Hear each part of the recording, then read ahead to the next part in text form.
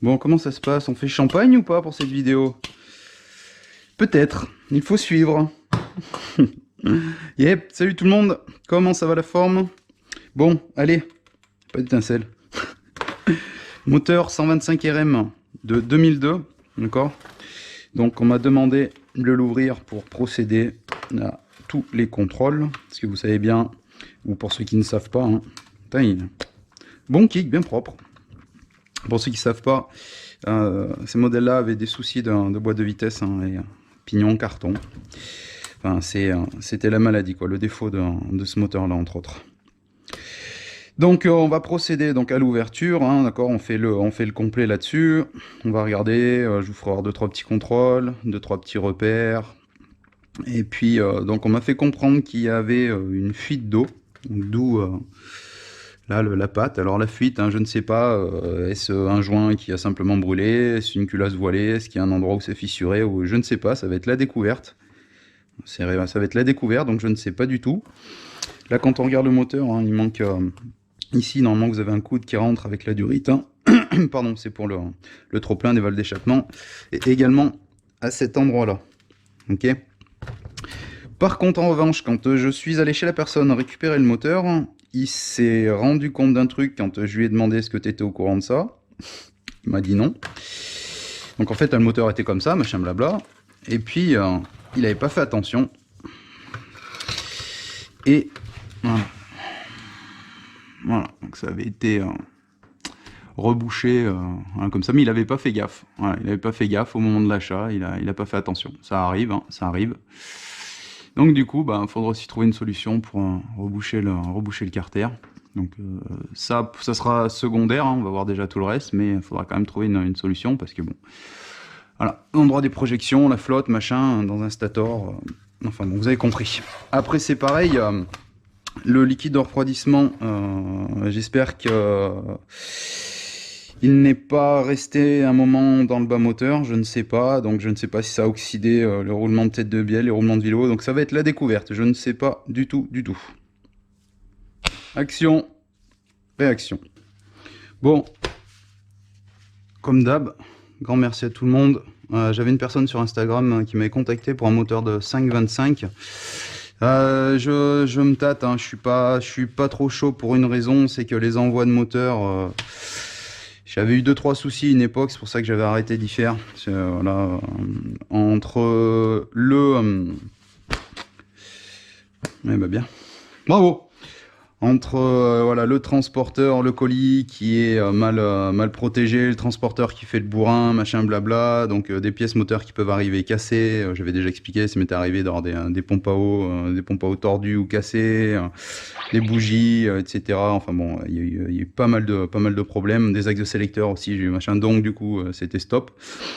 Et entre celui qui vous envoie le moteur, qui vous dit il y a juste ça, puis quand vous recevez le moteur, il y en a la moitié de charognée, et puis qui peut éventuellement vous dire ouais mais moi je te l'ai envoyé, il était pas comme ça, alors après pour le prouver donc voilà, ça s'adresse surtout à la personne de confiance. On fera un nettoyage aussi carburateur en ultrason, puis on regardera ce qu'il y a en termes de gicleur par rapport au standard, etc. Je vous filerai comme ça les réglages standards pour cette machine là précisément.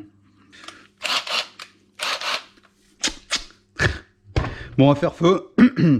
Vite fait aussi en fin de vidéo, je vous expliquerai 2-3 petites choses, ça vous intéresse, sur le WD-40.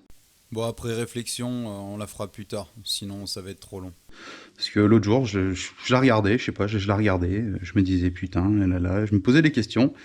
Et si ça vous intéresse, je vous parlerai un petit peu de ce produit, un peu de l'histoire et tout de la chose. Qui ne connaît pas ça? Même le Père Noël, il connaît. T'es fou, toi? Même le Père Noël, il connaît. Il m'a dit, laisse tomber, mon gars, et tout. Les traîneaux du Rennes et tout, je graisse tous les axes avec ça. Bon, visiblement, il en est content. Allez, feu! climatique a relancé les craintes d'une humanité surpeuplée en proie aux guerres. Qu'en est-il réellement? On en parle avec Henri Léridon. Bonsoir. Bonsoir. Soyez le bienvenu sur TV5 Monde. Vous êtes démographe à l'INED, l'Institut national français d'études démographiques. Vous avez été le premier titulaire de la chaire de développement durable au Collège de France. Alors, à moins d'une catastrophe sans précédent, nous dites-vous, nous serons 9 milliards 700 millions en 2050, dans 30 ans, donc 2 milliards de plus qu'aujourd'hui. Est-ce que c'est beaucoup? Alors, remettre, hein, bien sûr, les bornes d'origine.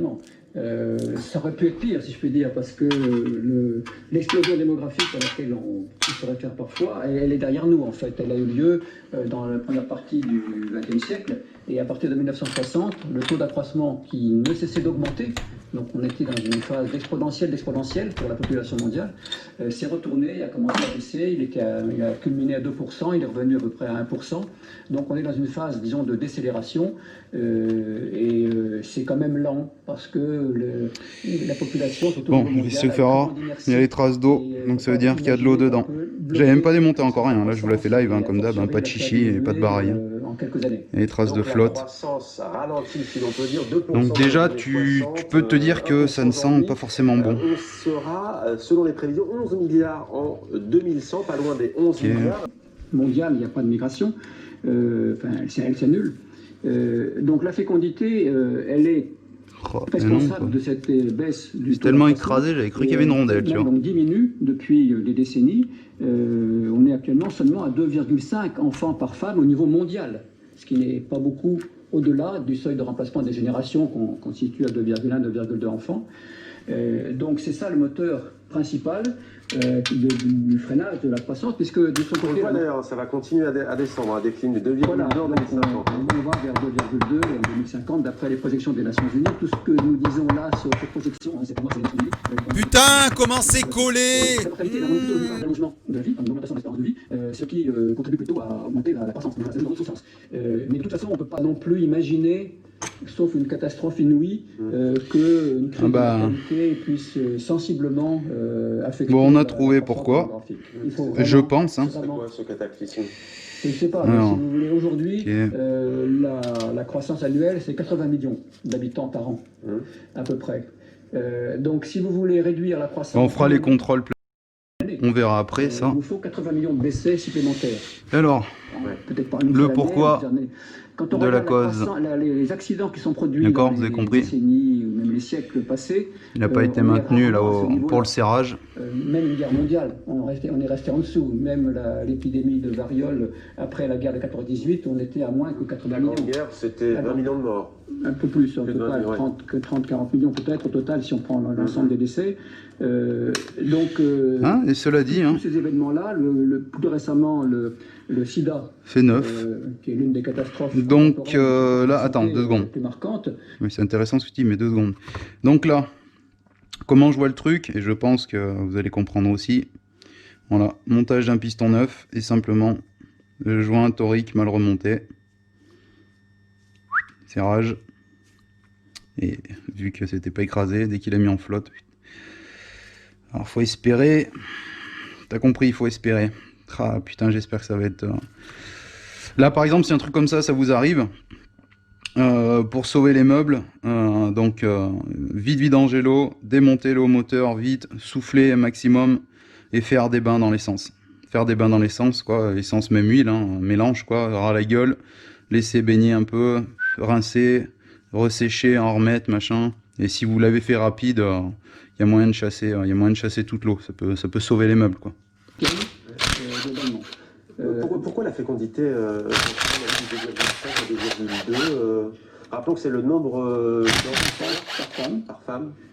Bien parce que les schémas, les aspirations familiales évoluent, et elles évoluent à la baisse globalement. Elles sont souvent réticentes. Bowen est fils unique, il a 4 ans. Comme la plupart des Chinois de la classe moyenne, ses parents n'envisagent pas de profiter de cette mesure.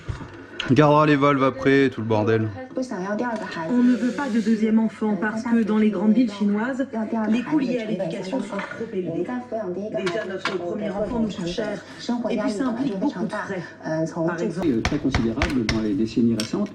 On n'est jamais passé à au niveau d'un enfant, excellente en provenance de Chine, mais en tout cas ça se traduit déjà par un vieillissement précoce par rapport donc, à beaucoup de pays en développement. 12 et là il a effet, foutu un 13. Les systèmes n'est pas encore... Pourquoi ne me demandez pas? Ils sont un peu endogénéisés et en plus, objectivement, ils voient que c'est difficile d'élever un enfant si on a des ambitions, notamment en matière de scolarité importantes. Tout n'est pas gratuit. Et ça, les autorités l'ont bien compris aussi. On imagine... Et un il stop. Ah, le petit bâtard.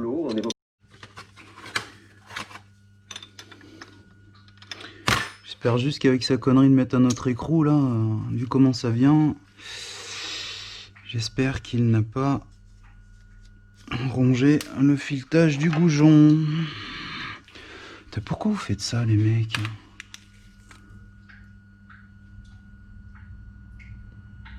Ouais bah si. Le filetage du goujon est cuit. Ah flûte. Bon. Putain. Ouais les gars quoi, ouais les gars, pourquoi vous faites ça? De procréer. L'immigration transcontinentale, c'est quand même, on le sait, beaucoup plus risqué, beaucoup plus difficile, et ça reste... Ah ouais, d'accord. Putain, mais la totale, Denis, hein, pourquoi tu fais des trucs comme ça? Henri et Léridon de nous avoir permis de mieux comprendre ces enjeux autour de Eh bah oui. la démographie mondiale. Merci à vous. Je sais pourquoi tu fais ça. Forcément.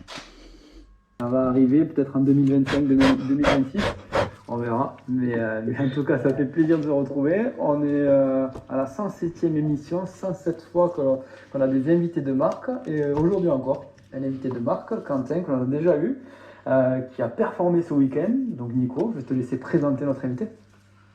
Ouais, on l'avait déjà eu l'année dernière, il était jeune, timide, mais tout le monde nous avait dit qu'il parlait bien, alors on s'était dit qu'il fallait le revoir dans notre live. Il a été champion de France Espoir l'année dernière, depuis notre live, c'est pas une coïncidence, quand on fait le live, on devient champion normalement, après, c'est encore prouvé. Et il finit deuxième en plus ce week-end à Magesque à l'ouverture du championnat de France junior. C'est l'idole des jeunes, Quentin Prunière. Comment ça va Quentin? Bah écoutez, ça va nickel, hein. Passe un bon petit week-end à Magesque, et puis c'est reparti pour l'entraînement. Bon, t'étais à domicile toi, ce week-end? Bah du coup ouais, c'est un circuit que je roule assez souvent, donc ça fait plaisir d'avoir une course là-bas. L'année à Haute-Secours. Tu l'as vécu avec un peu plus de pression ou au contraire un peu plus à l'aise d'être à domicile? Non, bah on va dire qu'au début... C'était l'illusion d'optique. Je pensais qu'il y avait une valve qui ressortait un peu. Côté échappement. Faudra voir sur le piston si des fois il n'y a pas une mini trace là entre la barrette au milieu. On verra, mais je pense pas, ça n'a pas l'air. Faudrait regarder plus près. Sinon le cylindre est bien, c'est pas vilain. Bon, pareil, on démontera les valves aussi, on fera tout complet. Hein. J'étais un petit peu stressé par rapport à ça, mais ça va, j'ai réussi à me rattraper pendant les deux manches. Et voilà, la deuxième manche, des fois, il y en a qui me demandent hein, pour les podcasts, de temps en temps, bon, moi j'écoute un peu de tout, un peu tous les sujets, etc. Mais là, par exemple, enfin, assez souvent, hein, j'aime bien MX Réflexion. J'aime bien MX Réflexion parce que... mais uniquement, moi, MX Réflexion, je me base, moi, uniquement sur les interviews. Hein. C'est ça qui me plaît vraiment chez eux, quoi. Ils ont vraiment du beau monde, voilà, motocross et compagnie. Que ça soit, j'en sais rien, bah là récemment il y a Olivia Lancelot, Théier, enfin il y en a plein, hein, il y en a plein.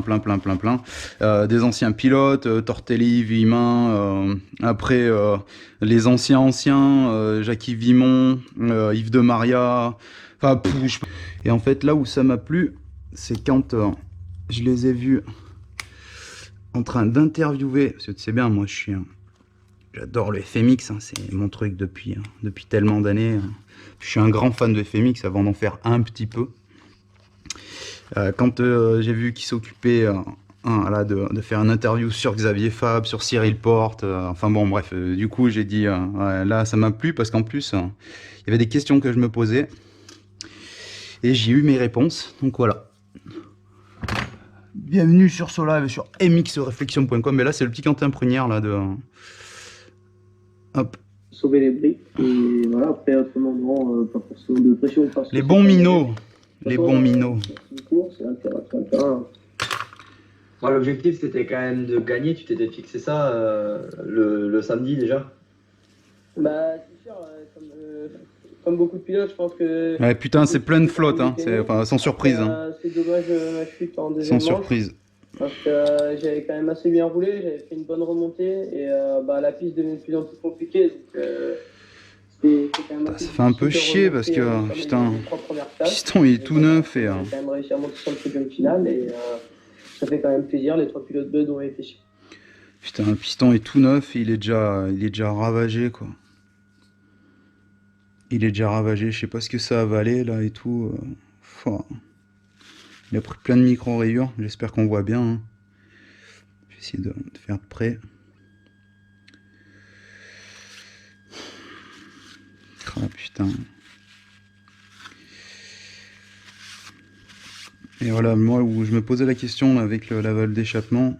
Donc voilà, la barrette est au milieu. Après, est-ce que c'est la bonne cote et tout, enfin, est-ce que c'est les bons jeux de 5-6 centièmes et tout, je ne sais pas, on verra, on regardera. Ah putain, ça fait chier.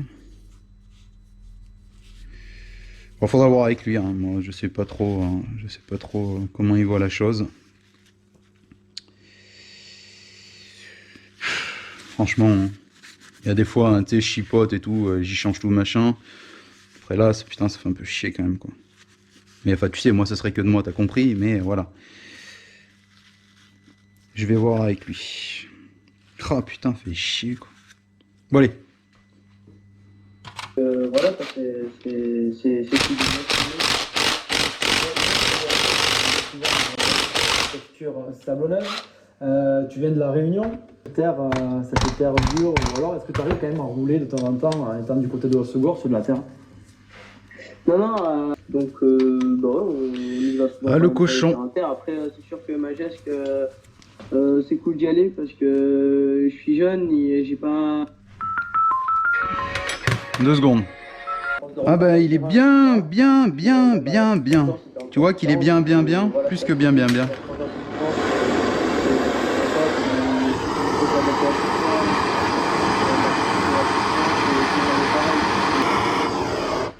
Je sens que... Je pense qu'il manque quand même de l'expérience. Après, j'ai encore pas mal de positions à bosser dans mes virages, des choses comme ça. Donc,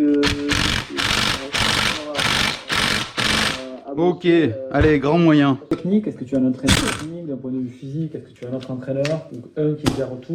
Au score. Donc la relation avec Steven, ça allait être, on savait que ça allait être compliqué à entretenir.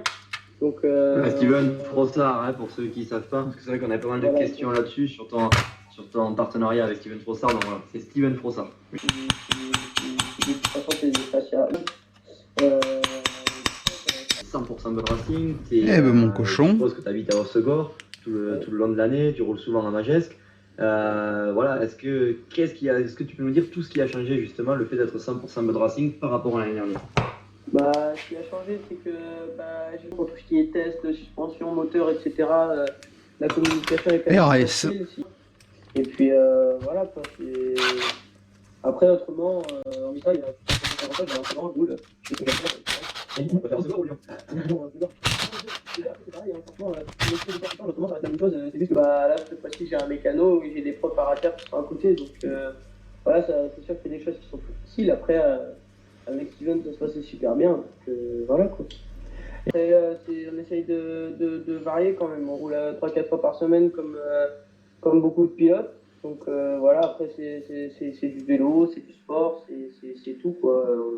Et quand j'étais à Lyon, j'avais réussi à avoir des comment ça s'appelle, je me justifiais des absences déjà avant de faire ça. Donc on arrivait à pas mal gérer par rapport à ça. Et puis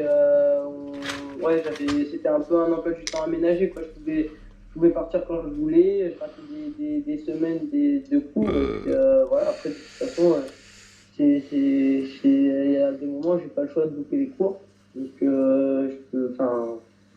j'avais pas le choix de boucler les cours. Donc après, le problème c'est que l'école de toute façon. Carter est cassé.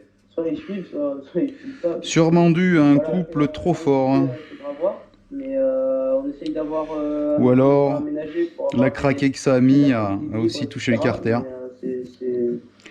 Deux possibilités. Et tu vas où, toi? Niveau scolaire, tu rentres en quelle classe Après, s'il y a du scotch, le mec était au courant. Hein. Tu... Ah, il y a eu le brevet pendant Ah ouais, je savais pas non plus. T'interprètes tout, quoi. La réparation de fortune parce que pas les moyens, le cache-misère pour la vente pour... ça va dépendre. Je vois pas pourquoi d'autres pilotes ils pourront pas le faire. Les gens extérieurs, tu parles que de moto et tu t'as pas de sujet de conversation. Je dis pas des bêtises, après on a tout posé, on me l'a toujours sorti dans tous les collèges que j'ai été. La moto c'est facile, que ça sort accéléré, tu roules. Oui, bah oui, bien sûr. On m'a demandé aussi en combien elle lève ta moto aussi. Elle fait des loves, fait des cabres. Au début, quand les gens ne connaissent pas, ils utilisent un peu ça pour apprendre à se connaître. Mais après, franchement, moi, j'aime pas forcément en parler en cours parce que c'est deux mondes différents et que, c'est pas, c'est juste que ça m'apporte rien d'en parler en cours. Après, les profs, ils en parlent, ça m'arrive d'en parler de temps en temps, mais... Tu vois que ça peut te servir pour draguer, tu vas peut-être l'utiliser quand même. Ouais. Non, franchement, ça sert pas. Moi, je sais pas, après, ça m'a pas avancé. Un dimanche avec les copains au skatepark, des trucs comme ça, c'est cool, ça fait du sport, ça change un peu de la moto, quoi. C'est un autre moyen de se dépenser, tout ça. D'accord. Tu fais quoi comme sport à côté de la moto, là, pour te préparer physiquement? Bah, on a fait un petit peu de contract, pour changer un petit peu. Et après, on fait du... J'aimerais bien reprendre un petit peu le BMX Race. Ça serait cool, parce que moi, j'adore ça. L'huile de boîte avait été vidangée, par contre, elle est toute propre, toute belle. J'en ai parlé de celui, il m'a dit, carrément, ça serait super bien que j'en fasse. Normalement, il y a deux toriques là derrière. Après, je trouvais le temps... T'en as un gros et un fin. Hein. Donc voilà, après, c'est faire en compétition, où j'allais prendre des risques à sauter des gros doubles, des trucs comme ça. Juste, de toute façon, faut que je reprenne, parce que je pense qu'après, la technique, des choses comme ça va revenir. Mais voilà, après, de toute façon, faut reprendre. Action, réaction. À ce jour où j'aurai ce putain d'atelier là, où je m'emmerderai plus là et tout là. Ah, ce jour arrivera. Je sais bien, je dis ça, mais ça va pas être tout de suite. Mais je te dis que ça arrivera. Ah, on a quand même une charrue. On en a quand même une. Pardon. Oh, il reste un petit peu d'huile de boîte aussi. On a quand même une charrue, putain. Ouais, sinon c'était pas marrant quand même. Merde quand même. C'est beau, hein. Dans ta jeune carrière, il y a eu un moment où tu as vraiment franchi un cap et où tu ressentais vraiment le fait de franchir un cap ou au contraire, est-ce que ça a été plutôt linéaire?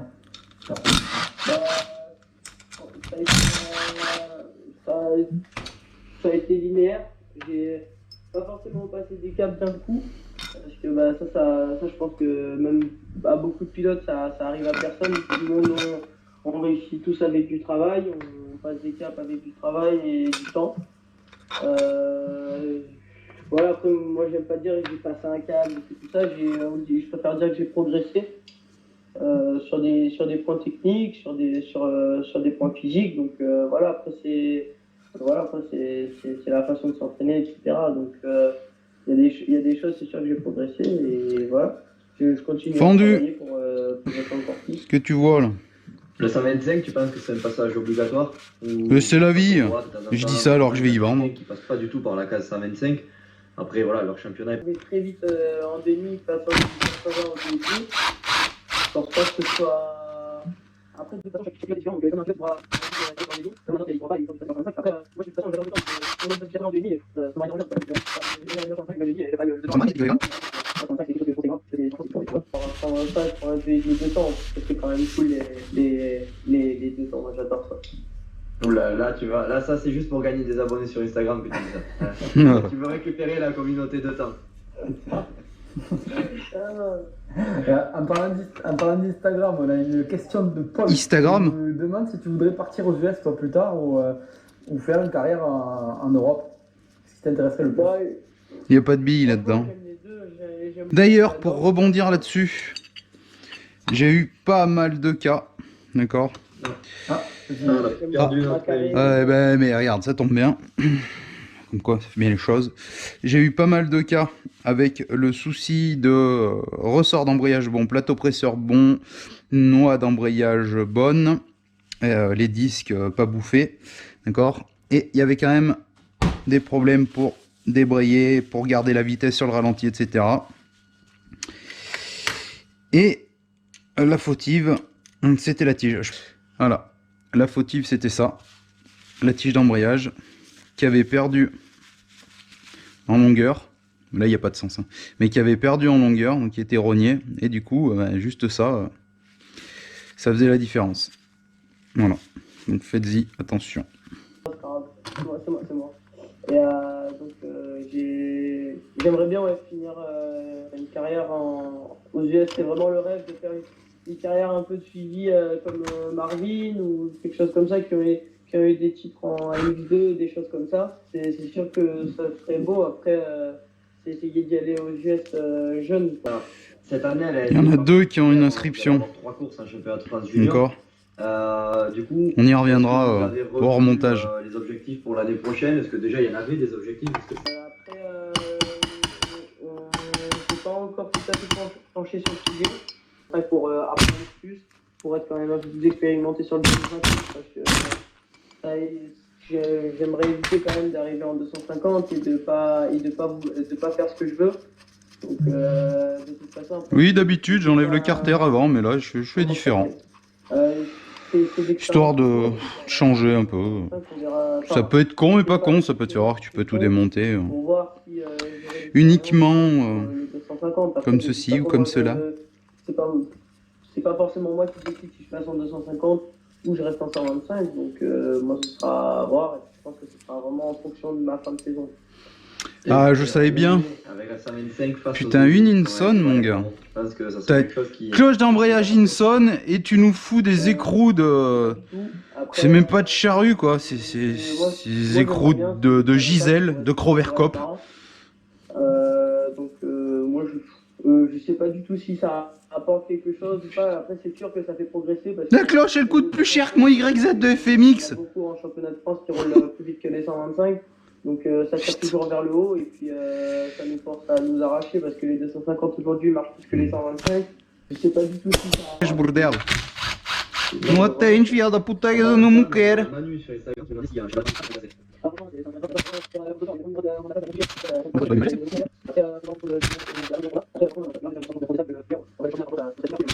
Ça sera intéressant. Le lendemain, au lycée, tu pourras, quand tu te poseras la question à combien elle monte ta moto, là, tu pourras dire. Elle fait des lèvres, ta moto? Travailler les jambes.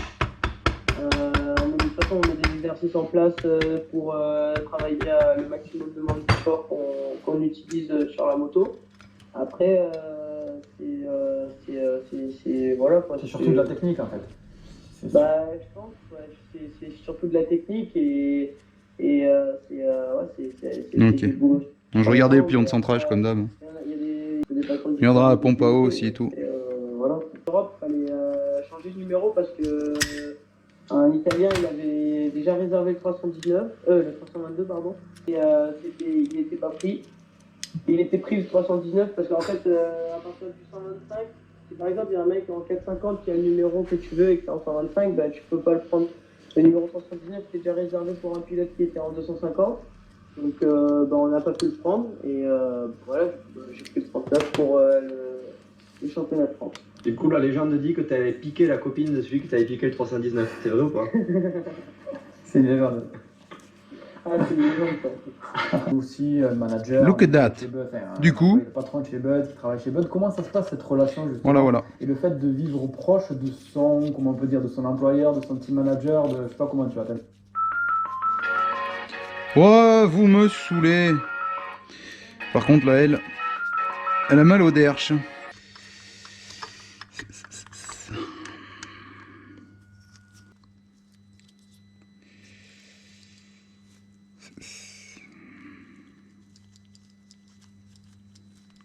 Moi, pour moi, Steph, de toute façon, c'est le boss. Donc voilà, donc après, au boulot, c'est Steph le boss. Puis après, même quand on va en dehors, ça reste quand même le boss, mais ça reste un peu plus détendu si jamais on va au restaurant un soir. Donc on regarde dans les microfiches, etc. Donc en fait, les valves d'échappement, donc 2001, 2002, K1, K2, d'accord, première génération, K3, et après K4 jusqu'à K6. Donc dernière génération, donc il y a un ressort de rappel, et là il n'y en a pas, et puis après on peut dire que c'est logique, parce que, hop, je suis con, c'est vrai, il fallait être observateur, comme je l'ai dit tout le temps, et là je l'ai pas fait, j'ai fait le bête, mais bon, c'est pas bien grave en soi, hein. Le ressort de rappel, en fait, de la commande, pour revenir, il est ici, là, d'accord? Donc en fait, c'est pour ça qu'il y a la commande, tac, et elle vient se mettre là, là. Et donc le ressort de rappel est sur la valve.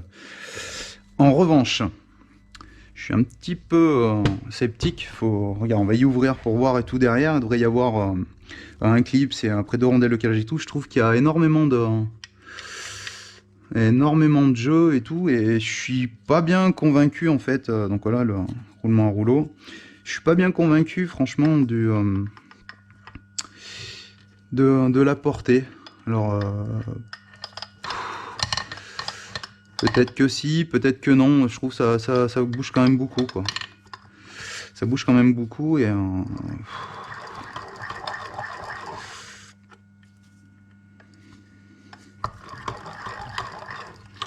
voilà. Je vais être sûr de mon coup, là. Si jamais on va au restaurant un soir ou quelque chose comme ça, c'est le boss, c'est tout. Ouais, d'accord. On a Nicolas qui nous demandait sur Instagram quels sont tes objectifs pour cette année. Est-ce qu'ils ont été revus du coup après le confinement, ou est-ce que ça va pas beaucoup bouger, tu as continué à travailler dans le même sens? Mais mes objectifs, Non, ça a l'air d'être cool, hein. Ça a l'air d'être cool. Et voilà. Si j'ai donné mon maximum, tout ce que je sais faire sur la moto, tout ce que je sais faire physiquement pendant la Sûrement. manche, C'est sûrement elle qui est fatiguée. Il y a une rondelle de rappel, super fine. Je sais pas si je donne pas mon maximum, donc de toute façon... On démontera pour le contrôle. Ça fait longtemps qu'on n'a pas fait de live, mais non, c'est les mêmes depuis 6 mois. Donc, voilà. Allez, c'est parti, Quentin, je commence. As-tu déjà roulé sur une moto d'origine? Oui. Même maintenant, du coup? C'est ça. T'as vraiment de la dope là-dedans. D'habitude, j'en suis super content, mais ça, c'est des jets là. Trucs, ils sont moins résistants que les Chines que j'avais fait des tests et tout sur. Par exemple, je vais booker, je sais pas moi, 2 fois par semaine un truc gras, au lieu d'une fois, je vais être stressé. Ah, la semaine. C'est pas un plan alimentaire. On a des choses qui sont de préférence à manger dans.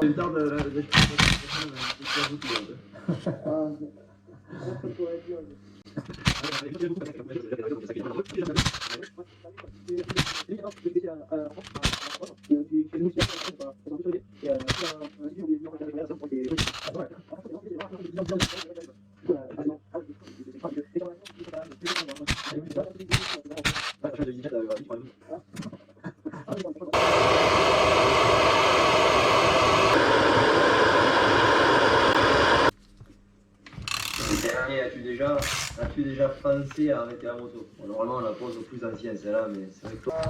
Je pense que les blessures, c'est pas la chose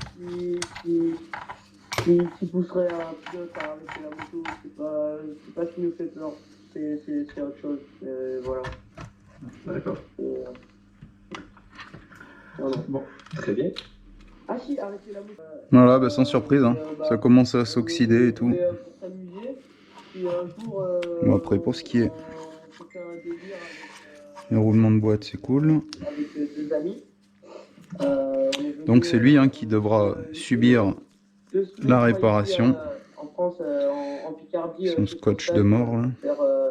En faire un stage, donc des rayonnés sous la neige, dans le froid, de la pluie, dans du sable. Okay. C'était quand même différent. Ouais, c'est pas pareil. Voilà, exact. Donc non, c'était différent. Après, on est venu là à ce moment-là. Tu vois, les copains qui passent, je leur donne. Au mois de mars. Et après, on est tu la vois ou pas? juillet, août. Et en fait, Envoyez-moi des canettes, que je récompense les abonnés et tout, qu'on fasse des cadeaux là. Putain, panier. en 2014, Bon là pour ce qui est de la flotte, hein, on voit bien, hein, attends 2 secondes. Enfin j'espère qu'on voit à l'écran, mais bon on est d'accord, hein, c'est tout. Hein.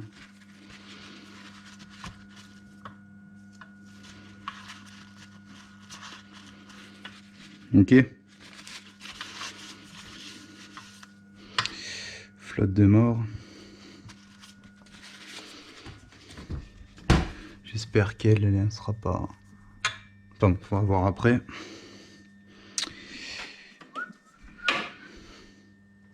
Et l'année d'avant, on était venu avec ma soeur pour faire les Master Kids. On a fait le Master Kid en une année, et puis l'année d'après, là, on est venu sur comme ça.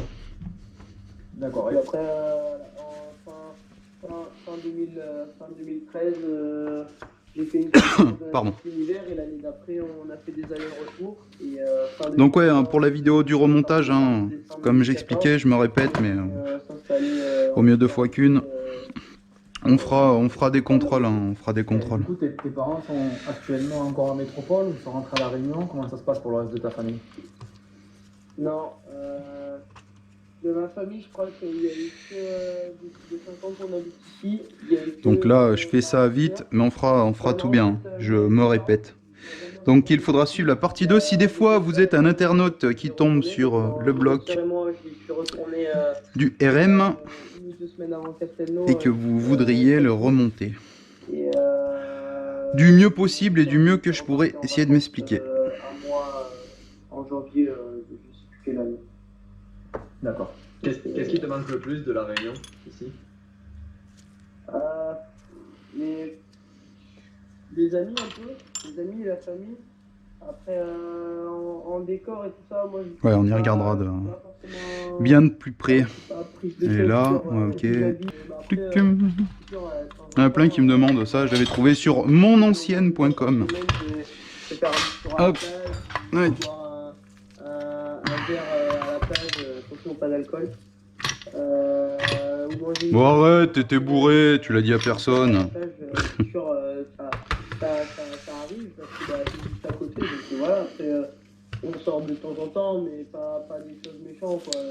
Je suis pas forcément un pétard moi. Donc maladivement maladive ou pas? On va à la pêche, mais ça reste qu'on sort pour manger au resto quand il y a des amis de la moto qui...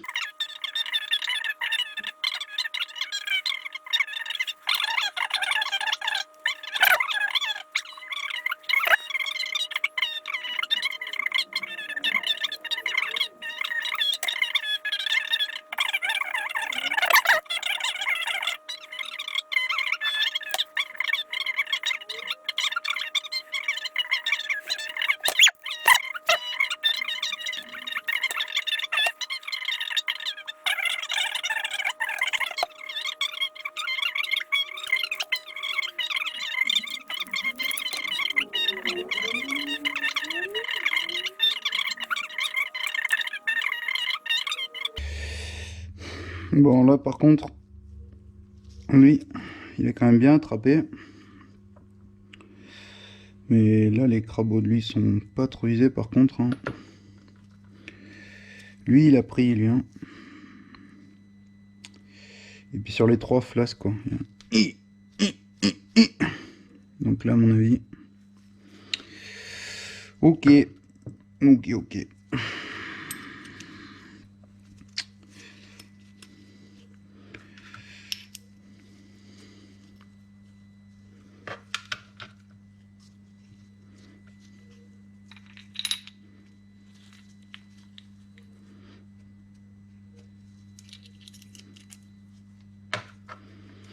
Ah, ces jeunes.